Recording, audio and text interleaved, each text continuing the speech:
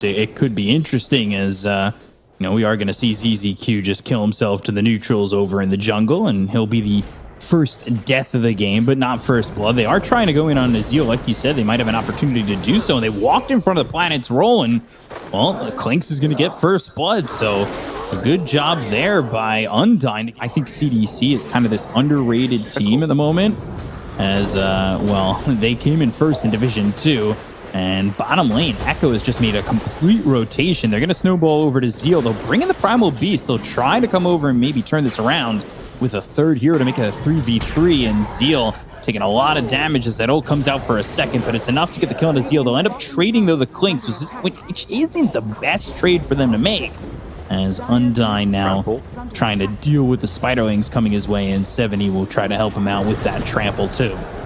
But, Snowball. Echo under the tower, taking a lot of damage from Primal Beast, too. 70 outputting quite a bit.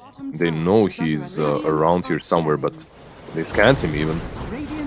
Yeah, so they'll know planets behind enemy lines, and even with the Geomagnetic Grip and the Boulder Smash, they don't get the kill just yet, but ulti comes in from Zeal, and Echo's able to get a kill, trying to get a second one here on the Clinks. They've got the Sprout and a right-click in from Zeal.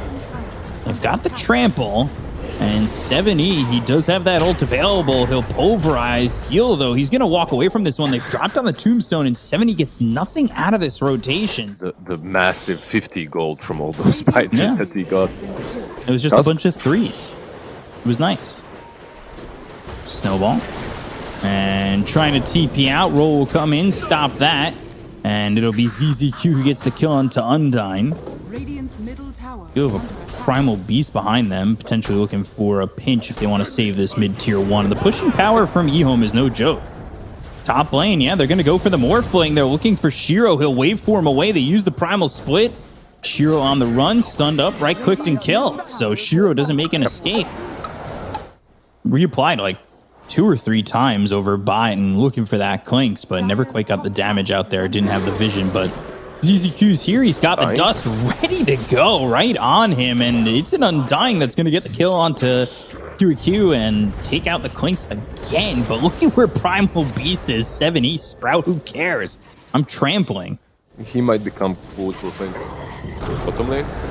Yeah, it won't be so easy. 70 goes in, and he'll run forward, going for Echo. The Snowball lands on the edge, but that leaves him on the high ground. They're still focusing the bottom tower, though. Waveform forward. Undyne now goes into the tag team, and they've got that ult out from 7E. Snowball once again, and that's actually from Shiro, who's morphed into the Tusk, and a run right through the Dire side with a Burning Barrage over from QAQ. They haven't gotten a kill just yet, but they finally finish off Echo. They get themselves the Broodmother on 1. They'll take the Tombstone. They look over at ZZQ, who's trying to right-click his way to a kill, but it won't work this time as 7E takes a second for CDEC. Yeah, only 500 mana at the moment. He went forward there with the Onslaught. Hit with the Geomagnetic Grip. They've got the Silence, but another Snowball save, and they're going to try and turn this around with the help of the Exorcism coming through from the Death Prophet. Tombstone dropped, and now Undyne, he's in pretty far. They'll lose the Tusk, the Waveform forward, trying to take out a Death Prophet, maybe even a +1 on top of that. The roll lands onto the DP, and they'll get themselves a second, so this time EHOME are the ones who come out on front. They're pretty much reliant completely on Clinks. Bottom lane. That damage out. How willing is EHOME to go in? And right now they're going to go with the help of Zeal. They've got the Snowball, but that's going to drag them all the way to Echo. And another Orchid used. They've got the Silence onto the Brew. The Burning Barrage comes out, but the damage is avoided for the moment. They go into the Flesh Golem on this Undying, and the Waveform forward. They get the kill on the 2. They'll take out Undyne as well as the Brew. Look for the Primal Beast. 7E now popping the BKB, but still on the run. That doesn't exactly make him safe with every hero here from EHOME. Be forced to run away as they glyph out too. There's no BKB still on 7E for 10 seconds. They see Brewmaster as well. He's just gonna split. Yeah, he splits. They snowball out. They're leaving the pit with this Exorcism hitting the end, but they get the kill into ZZQ. They'll at least get that for now. Undyne getting a little bit low. They've got Shiro in some trouble. He's hit about half health. They bought back on the Undying. They still got Roche a little bit low. They'll look over on the high ground. Echo's there on the hill. They go in. There's the roll as well as the Magnetize. They're going to finish off Roche. They'll look for the Snowball to try to get it. Aegis on the deck, and it's picked up by the Clinks. But he might lose it very quickly. Silence on all these heroes on the side of EHOME. Can they get away with anything more than just getting a kill here onto the Clinks with the Aegis? They'll finish off the Death Prophet. The buyback comes in here from the Tusk. They get 7E, and the fight is looking really good for EHOME as they'll focus their attention onto the Brewmaster. The Burning Barrage doing some damage, but just not enough. Walrus Punch out onto Shiro, but he's still fighting his way all the way through. Echo taking enough damage to finally fall. They get themselves a second on the side of CDEC, but they end up losing more on CDEC as well. ZZQ, he's low with the right clicks coming in from the tag team. The Sprout is in. One more right click needed. Instead, it's going to be a Snowball. Waveform towards Undyne as he's trying to run. The Adaptive Strike gets thrown, but it's not going to be enough damage to get the kill there onto the Tusk, who did buy back earlier in the fight. After the Onslaught, after a Walrus Punch and not having the Primal Split, like, what do you really have to lock down these heroes on the side of EHOME? Yeah, their control is lacking for sure. You're mostly looking at Tusk. Silent Snowball and a kill there, easily done. Planet falls, and they have also found Echo. They've got the ulti, they have the Burning Barrage. Echo on the run in the trees, but the trees don't provide enough cover for Echo. Ooh, Shiro's a little bit forward. That's exactly what you do. You just try to force their hand a bit. Again, a run from 7E, but he's cliffed himself with that Onslaught. That's a bit of an issue. They're going to try and fight here. They've got the Silence onto 2. They'll roll in, land on the Death Prophet. And Imitator doesn't exactly have an Exorcism to fight with, so there really isn't much coming from the Death Prophet except for Silence. The roll hits onto the Clinks. They've got the lockdown, but do they have the damage to get the kill? They'll end up losing Planet. Adaptive Strike is through. They get the kill to the Clinks. They'll take him out for 70 seconds as ZZQ will fall as well. It's a 2-for-2 so far with the Walrus Punch from Undyne, but soon he's just going to be dying. And they'll look for more. They'll look for a fourth. They'll try to get the Brewmaster. The only one surviving right now is 7E because he was out of the fight to begin with because he ran himself on his own cliff. It's like both of these teams are taking the right objectives. They're moving across the map well. Look at these webs, though. Brood, yeah.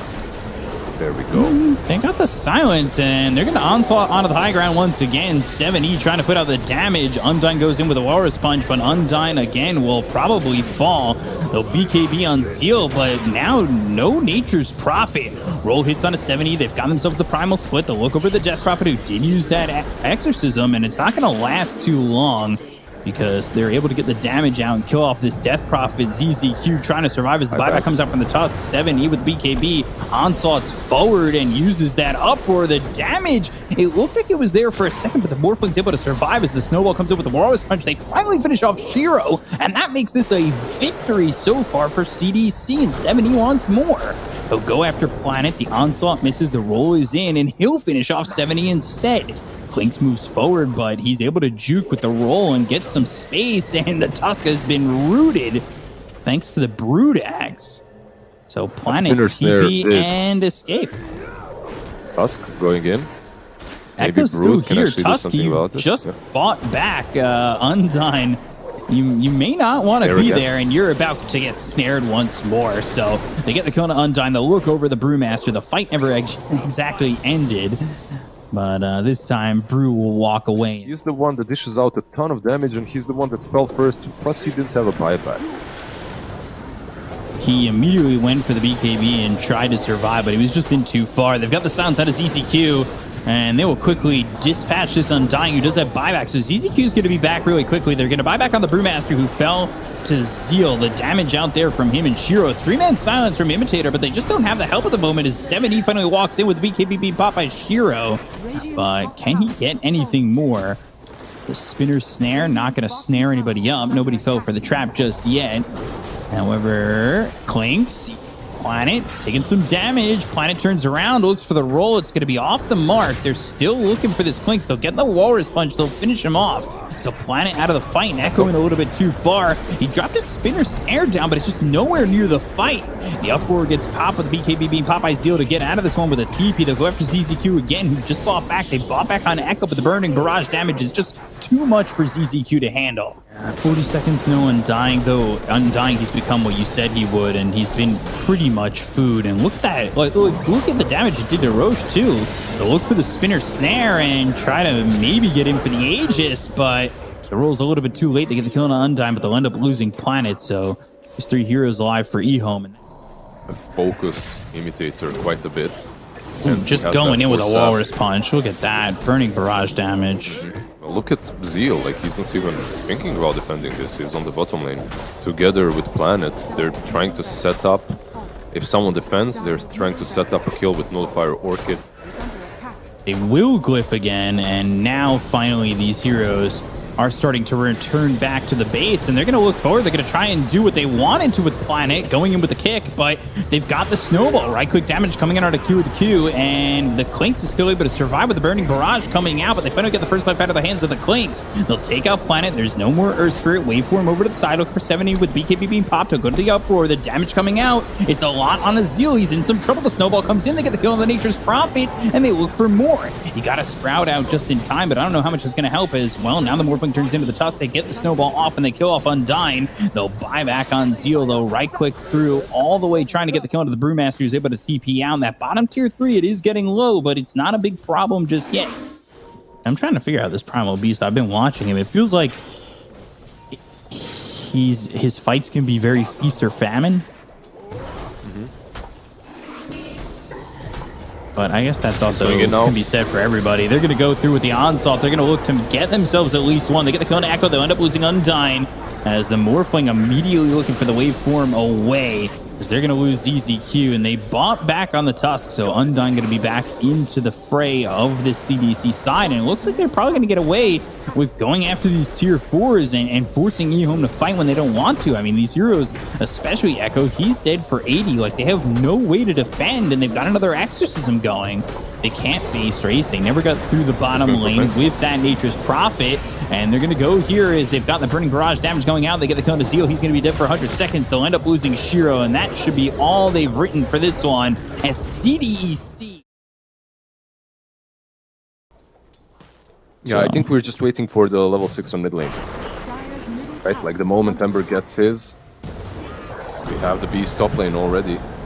Yeah, 70's going to go in. There's a stun thrown by Shiro, but there's the rebound, and they've got the ult from 70 to get not only a kill, but first blood of all things on Shiro to go towards that mid fight if it was just going to be him against Echo. But ZZQ is here, Echo as well, and they also had the Hoodwink coming over from the side. Quick pulverize on a ZZQ. He's doing a lot of damage, and he does have an Icarus dive and finally forces him to use it while Shiro dies and drops to this Marcy.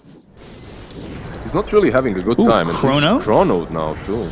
And they're going to go forward looking for the Onslaught to land somewhere. Stun to follow this up. He's still not level 6, so you need to be careful. But nice now a RP. 3-man RP, and that's going to be followed up by a 3-man Bushwhack. They've got Echo in. They're going to try and throw a stun out. They're still surviving the Sunray, the Pulverize, the damage, and they get the kill to Shiro, and they'll take out Echo.